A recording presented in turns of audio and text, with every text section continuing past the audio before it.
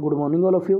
Today's topic biological effect of X ray. जो आज का हमारा पॉइंट रहेगा वह रहेगा बायोलॉजिकल इफेक्ट ऑफ एक्सरे। तो वीडियो की शुरुआत करते हैं बिना देर करते हुए।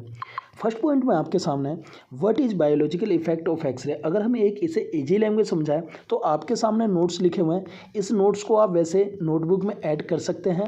1 या 2 नंबर किसी भी एग्जाम में आपके इजी तरीके से कवर हो जाएंगे। फर्स्ट पॉइंट है that's it produce gene mutation in the gene present in the chromosomes of nucleus in their organs by penetrating the soft tissue. अगर हम एक इसे इजी लैंग्वेज समझाएं तो जो आपका बायोलॉजिकल इफेक्ट ऑफ एक्सरे होता है वह क्या होता है, एक्सरे की पेनिट्रेशन पावर से जो एनिमल्स होते हैं एनिमल्स पर इसका हानिकारक प्रभाव उत्पन्न होता है। अर्थात यह सॉफ्ट टिश्यू को पेनिट्रेट करके उनके जो ऑर्गन्स में न्यूक्लियस के क्रोमोसोम्स में उपस्थित जो जेन म्यूटेशन पैदा करती है जिससे बायोलॉजिकल इफेक्ट प्रोड्यूस होता है। इसे हम बात करें तो इसे 2 पार्ट में डिवाइड करा जाता है। फर्स्ट पार्ट क्या है उसे समझते हैं। 2 पार्ट है, पहला है आपका सोमेटिक इफेक्ट, सेकंड है आपका जेनेटिक इफेक्ट। अब हम यहाँ पे यह समझेंगे कि सोमेटिक इफेक्ट क्या होता है और आपका जेनेटिक इफेक्ट क्या होता है। तो जो सोमेटिक इफेक्ट है इसे भी 2 टाइप में डिवाइड करा जाता है। जैसे कि आपका जो सोमेटिक इफेक्ट है it is 2 types divided and पहला है आपका स्टोकेस्टिक इफेक्ट एंड दूसरा है आपका नॉन स्टोकेस्टिक इफेक्ट। 2 हो गए। पहला जो सोमेटिक इफेक्ट को 2 पार्ट में डिवाइड करा जाता है। पहला कौन सा आपका स्टोकेस्टिक एंड दूसरा क्या है नॉन स्टोकेस्टिक। अब समझते हैं जो स्टोकेस्टिक इफेक्ट होता है यह क्या होता है। तो stochastic effect it works on law of probability radiation have many an effect on living beings it may और मे नॉट बी देयर। मतलब कि क्या होता है यह लॉ और प्रोबेबिलिटी संभावना, प्रोबेबिलिटी मतलब होता है किसी चीज़ की संभावना।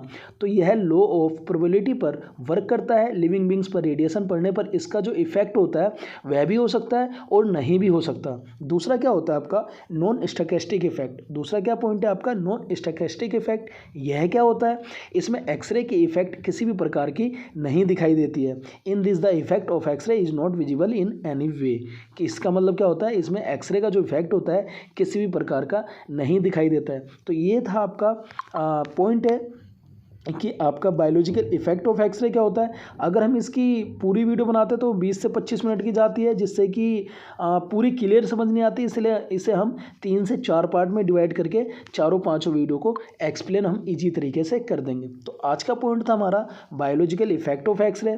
यह क्या होता है, जो एक्सरे की पेनिट्रेशन पावर से जो जीव जंतु पर इसका क्या होता है हानिकारक प्रभाव उत्पन्न होता है, जिसकी वजह से क्या होता है सॉफ्ट टिश्यू को पेनिट्रेट करके उनके ऑर्गन्स में न्यूक्लियस के क्रोमोसोम्स में उपस्थित जो जेन में म्यूटेशन पैदा करती है जिससे बायोलॉजिकल इफेक्ट प्रोड्यूस होता है। इसे 2 पार्ट में डिवाइड करा जाता है। फर्स्ट पार्ट क्या था आपका सोमेटिक इफेक्ट, सेकंड पार्ट क्या था जेनेटिक इफेक्ट।